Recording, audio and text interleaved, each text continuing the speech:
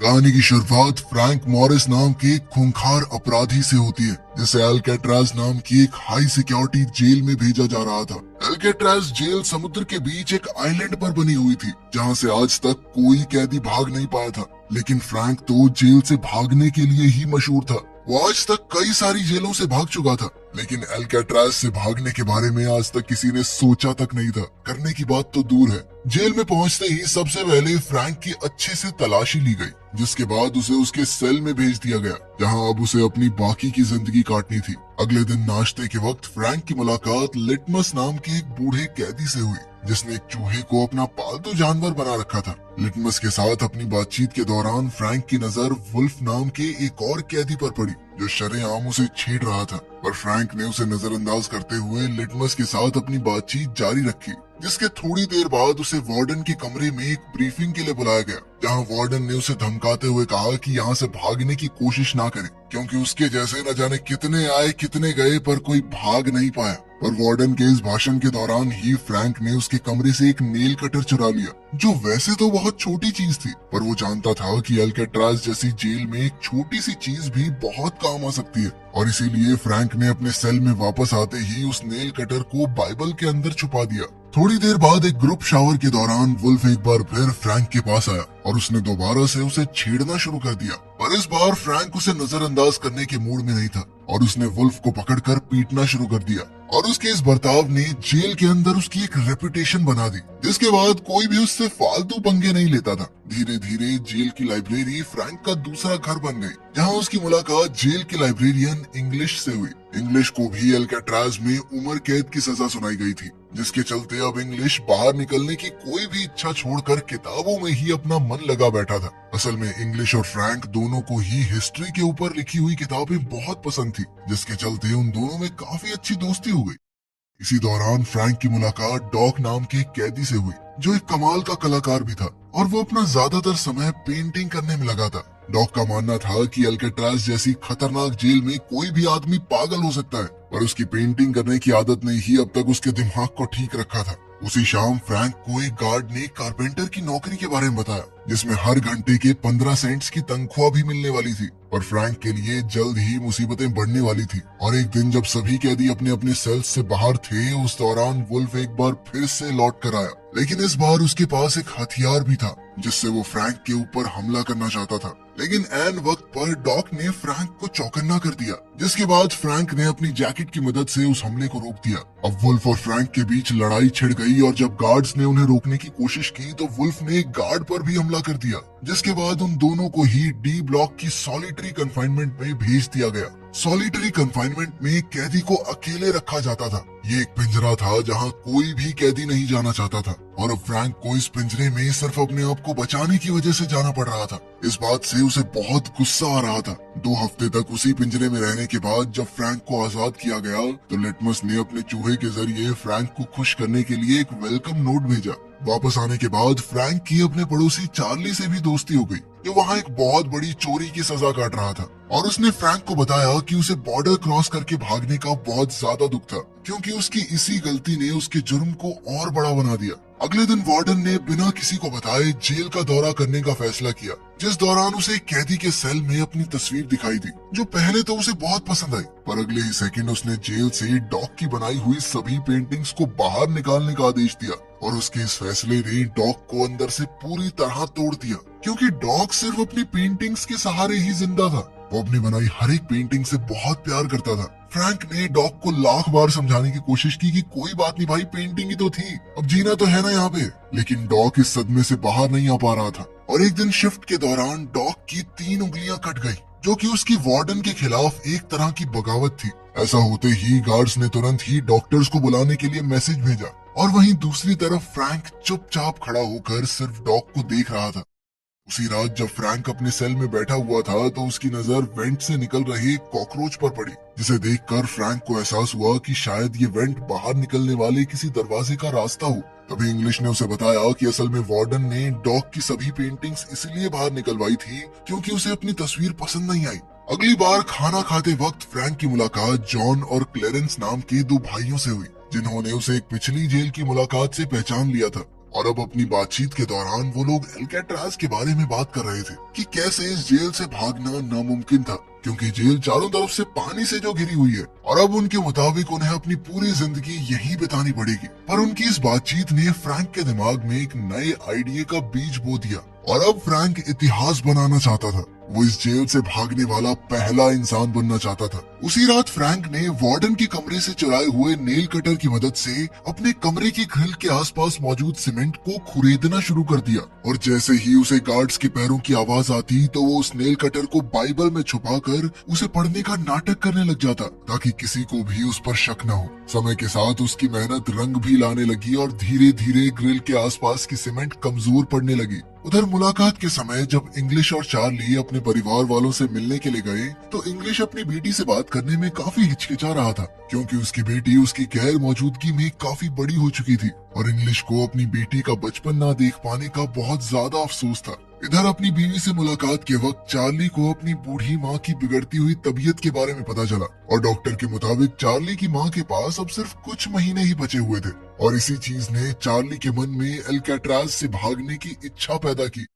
अगली सुबह नाश्ते के दौरान फ्रैंक ने जॉन और चार्ली के सामने अपना जेल से भागने का प्लान रखा। फ्रैंक के मुताबिक खारे पानी और हवा ने जेल की इमारत को काफी कमजोर कर दिया था, जिसके चलते वो लोग सीमेंट को कुरेद कर वेंटिलेशन ग्रिल्स को निकाल सकते हैं, जिसके बाद वो उन्हीं ग्रिल्स से होते हुए पाइपलाइंस तक पहुंचकर वहां से भाग जाएंगे। पर बात अभी भी वहीं अटकी हुई थी कि जेल से तो निकल जाएंगे, समुद्र पार कैसे करेंगे। इस पर फ्रैंक ने कहा कि क्लेरेंस जेल के कपड़ों के डिपार्टमेंट में काम करता है, तो वो वहां से एक एक करके कभी रेन कोट और थोड़ी बहुत रबड़ सीमेंट चुरा सकता है। इस सब की मदद से मुझे लाइफ बोट और लाइफ जैकेट बनानी आती है, भरोसा करो मेरे ऊपर। फ्रैंक का प्लान सभी को काफी पसंद आया और उन सभी ने एक साथ मिलकर इस प्लान पर काम करने का फैसला किया। उस रात फ्रैंक हर रोज की तरह अपने सेल में सीमेंट को निकालने में लगा हुआ था और इस बार चार्ली भी उसके साथ था, जो अपने सेल से बाहर नजर रखे हुए था ताकि किसी गार्ड को उनके प्लान के बारे में पता न चले। इधर फ्रैंक का काम तो हो रहा था, पर नेल कटर छोटा होने की वजह से उसको चलाने में बहुत ज्यादा समय लग रहा था और मेहनत भी बहुत ज्यादा हो रही थी। नेल कटर ज्यादा तीखा भी नहीं था तो जोर ज्यादा लगाना पड़ रहा था। इसी वजह से फ्रैंक के हाथ पर काफी चोटें भी लग गई थी, जो अब उसे काफी परेशान कर रही थी। इसीलिए अगली सुबह उसने सभी को इस परेशानी के बारे में बताया और अब उनके मुताबिक उन्हें एक बड़े और ज्यादा ताकतवर हथियार की जरूरत थी। पर तभी फ्रैंक की नजर अपनी चम्मच पर पड़ी और उसने तुरंत ही अपनी चम्मच को जूते पर घिसकर गंदा कर दिया, जिसके बाद उसने गार्ड को बुलाकर चम्मच गंदी होने की शिकायत की। बाकी लोगों ने भी उसका साथ देते हुए गार्ड से चम्मच बदलने की रिक्वेस्ट की। गार्ड को भी इसमें कोई गलत चीज नहीं लगी और उसने बड़ी आसानी से उनको चम्मच बदलने के लिए हामी भर दी। पर जैसे ही वो लोग चम्मच बदलने के लिए फ्रंट डेस्क पर गए तो जॉन ने वहां मौजूद गार्ड को अपनी बातों में उलझा लिया, जिसका फायदा उठाकर फ्रैंक ने एक एक्स्ट्रा चम्मच अपनी जेब में डाल ली। पर उसके लिए इतना काफी नहीं था और इसीलिए उसने लिटमस से अपने हिस्से के 20 दिन की मिठाई के बदले में बाकी सामान इकट्ठा किया, जिसके बाद फ्रैंक ने चम्मच पिघलाकर नेल कटर और सिक्के के साथ जोड़कर एक नया औजार बनाया, जो नेल कटर से काफी ज्यादा कारगर साबित हुआ। उसी रात जब फ्रैंक तेजी से सीमेंट को कुरेदने में लगा हुआ था, तभी एक गार्ड वहां आया, जिस पर चार्ली की नजर नहीं पड़ी। पर खुशकिस्मती से एन वक्त पर इंग्लिश ने बीच में आकर उस गार्ड का ध्यान भटका दिया, जिससे चार्ली को जेल बार्स पर जोर से मुक्का मारकर फ्रैंक को चौकन्ना करने का मौका मिल गया। इशारा मिलते ही फ्रैंक ने तुरंत ही सारा सामान छुपा दिया। वो लोग इस बार तो बच गए, पर अब फ्रैंक समझ चुका था कि वो चार्ली पर पूरी तरह भरोसा नहीं कर सकता। अगले कुछ दिनों में फ्रैंक समझ गया था कि उन ग्रिल्स के अंदर पेंच भी कसे गए हैं, जिन्हें खोलने के लिए उन्हें एक नया औजार चाहिए था। इस दौरान जब भी फ्रैंक को बाहर जाने का मौका मिलता तो वो ग्रिल से निकली हुई सीमेंट को चुपचाप बाहर गिरा देता। कारपेंटर शॉप पर काम करते हुए फ्रैंक ने चोरी छिपे एक छोटा सा औजार तैयार किया, पर उसे दुकान से बाहर निकालने के लिए फ्रैंक को उसे मेटल डिटेक्टर से बचाकर निकालना था और इसके लिए उसने एक लोहे का सड़ा हुआ टुकड़ा अपने हाथ में रख लिया। और जब मेटल डिटेक्टर का अलार्म बजा तो फ्रैंक ने गार्ड के हाथ में वही सड़ा हुआ टुकड़ा पकड़ा दिया, जबकि उसका असली औजार उसके जूतों में था। अपने सेल में पहुंचते ही उसने उस औजार की मदद से ग्रिल को खोल दिया, जिसके आगे पाइपलाइन का जाल बिछा हुआ था, जो शायद उनकी आजादी का रास्ता भी बन सकता था। पर फ्रैंक जानता था कि उन्हें अभी और ज्यादा तगड़ी प्लानिंग की जरूरत है और इसीलिए उन्होंने नकली सर बनाने का फैसला किया जिसकी मदद से वो गार्ड्स को चकमा दे सकते थे। अब उन्होंने तुरंत ही सामान इकट्ठा करना शुरू कर दिया जिसमें जॉन का काम नाई की दुकान से बाल इकट्ठा करना था, वहीं चार्ली पेंट का इंतजाम करने वाला था और फ्रैंक ने इंग्लिश की मदद से कई सारे अखबार इकट्ठा किए और सारा सामान मिलते ही फ्रैंक तुरंत ही अपने काम पर लग गया। उसने सबसे पहले अखबार को दीवार से निकली हुई सीमेंट में मिलाकर इंसानी खोपड़ी का ढांचा तैयार किया जिसके ऊपर पेंट और बाल लगाकर वो लोग गार्ड्स को चकमा देने वाले थे। अपने प्लान को और मजबूत बनाने के लिए चार्ली ने उन ग्रिल्स जैसी दिखने वाली नकली जालियां बनाई जिन्हें वो भागते टाइम ग्रिल्स की जगह लगाने वाले थे ताकि कोई गार्ड ये नोटिस न कर ले कि यहाँ ग्रिल तो लगी नहीं हुई। एक रात फ्रैंक ने अकेले ही ऊपर जाने का फैसला किया जिसके लिए उसने उस नकली खोपड़ी और नकली ग्रिल का इस्तेमाल किया, पर पाइपलाइन से ऊपर पहुंचने के बाद फ्रैंक को एक लोहे का दरवाजा दिखाई दिया जिस तक वो अकेला नहीं पहुंच सकता था और ठीक उसी वक्त एक गार्ड सभी सेल्स का राउंड मार रहा था और जब वो फ्रैंक के सेल के पास पहुंचा तो उसे शक तो हुआ, पर इसके बावजूद भी वो लोग किसी तरह से बच गए। लेकिन अब उन्हें समझ आ गया था कि उनके प्लान में कुछ बदलाव की जरूरत है। अगली सुबह फ्रैंक और चार्ली ने पिछली रात हुए हादसे के बारे में बात की और तब तक जॉन और क्लेरेंस ने भी अपनी अपनी नकली खोपड़ी बना ली थी, जिसके बाद सभी ने इसी प्लान के साथ आगे बढ़ने का फैसला किया। उसी रात जॉन और चार्ली एक बार फिर से उसी लोहे के दरवाजे के पास गए और एक दूसरे की मदद से वो लोग दरवाजे तक पहुंच गए, जिसे पकड़ते ही उन्हें एहसास हुआ कि वो लोग इस दरवाजे को काट सकते थे, पर इसके लिए उन्हें काफी एडवांस टूल्स की जरूरत थी। अगले दिन म्यूजिक क्लास के दौरान चार्ली की नजर एक पुराने पंखे पर पड़ी, जिसे देखते ही उसे लगा कि वो लोग इसका इस्तेमाल एक औजार की तरह कर सकते हैं और इसीलिए उसने अपने हिस्से की सारी मिठाई के बदले में लिटमस के साथ सौदा कर लिया। अब पंखे को क्लास से बाहर ले जाने के लिए चार्ली ने उसे एक इंस्ट्रूमेंट बॉक्स में डाल दिया, जिसकी मदद से वो लोग आसानी से बाहर आ गए। वो पंखा जैसे ही फ्रैंक के हाथ लगा तो वो तुरंत ही उसे एक औजार बनाने में लग गया, जिसके बाद वो लोग दोबारा उस लोहे के दरवाजे पर गए और इस बार अपने इस नए औजार की मदद से उन्होंने वो दरवाजा काट दिया। इस बीच उनसे शोर भी काफी हुआ जिसकी आवाज गार्ड्स तक पहुंची भी, पर गार्ड्स ने ज्यादा ना सोचते हुए उसे नजरअंदाज कर दिया। इधर फ्रैंक और उसके साथियों का रास्ता बन चुका था, जिसके बाद उन्होंने मंगलवार की रात को दुनिया की सबसे सुरक्षित जेल एल्काट्राज से भागने का फैसला किया। पर मंगलवार सुबह नाश्ते के दौरान फ्रैंक ने डॉग की याद में टेबल पर एक फूल रख दिया, जिस पर तुरंत ही वार्डन की नजर पड़ गई और उसने फ्रैंक को जेल के उसूल याद दिलाते हुए उस फूल को कुचल दिया। वार्डन के इस बर्ताव से सबसे ज्यादा गुस्सा लिटमस को आया, पर जैसे ही वो वार्डन पर हमला करने के लिए आगे बढ़ा तो उसी वक्त अचानक उसे हार्ट अटैक आ गया और वो नीचे गिर पड़ा। थोड़ी देर बाद वार्डन ने अचानक फ्रैंक के सेल की तलाशी ली, पर उसे वहाँ कुछ भी नहीं मिला, जिसके चलते वो काफी नाराज था और उसने इसी नाराजगी में चार्ली और फ्रैंक का सेल बदलने का आदेश दे दिया। उधर वुल्फ भी सॉलिटरी कंफाइनमेंट से आजाद हो चुका था और अब वो दोबारा फ्रैंक पर हमला करने के लिए पूरी तरह से तैयार था। पर जैसे ही वो हमला करने के लिए आगे बढ़ा तो इंग्लिश ने उसे बीच में पकड़ लिया।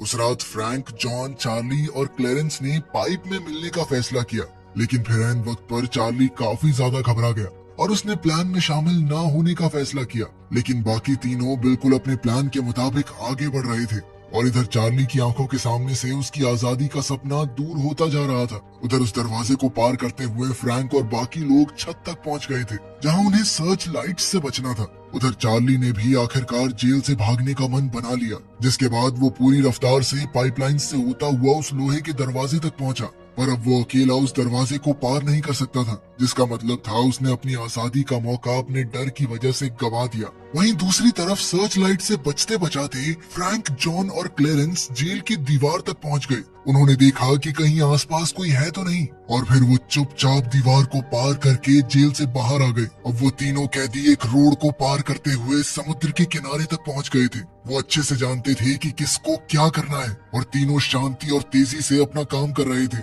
उन्होंने जल्दी जल्दी नाव के अंदर हवा भरनी शुरू कर दी, जिसे मुंह से फुलाना बहुत मुश्किल काम था, लेकिन फिर भी अपनी जान बचाने के लिए उन तीनों ने ये कर दिखाया। और अब वो लोग एल्काट्राज की सरहद से हमेशा हमेशा के लिए दूर जाने के लिए समुद्र में उतर गए।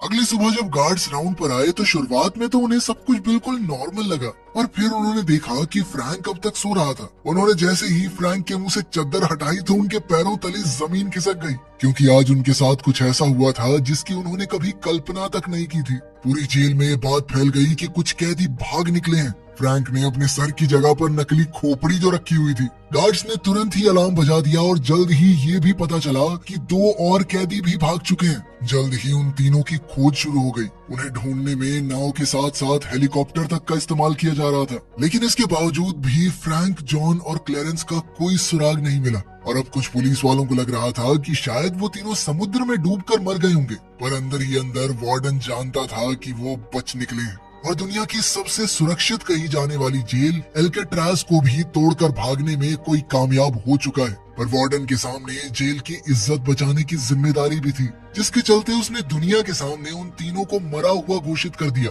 लेकिन सच बात तो ये थी कि वार्डन की इस बात पर किसी को भरोसा नहीं था। ये एक सच्ची कहानी है जिसके बाद फ्रैंक जेल तोड़ने वाले जीनियस के नाम से पूरी दुनिया में मशहूर हो गया।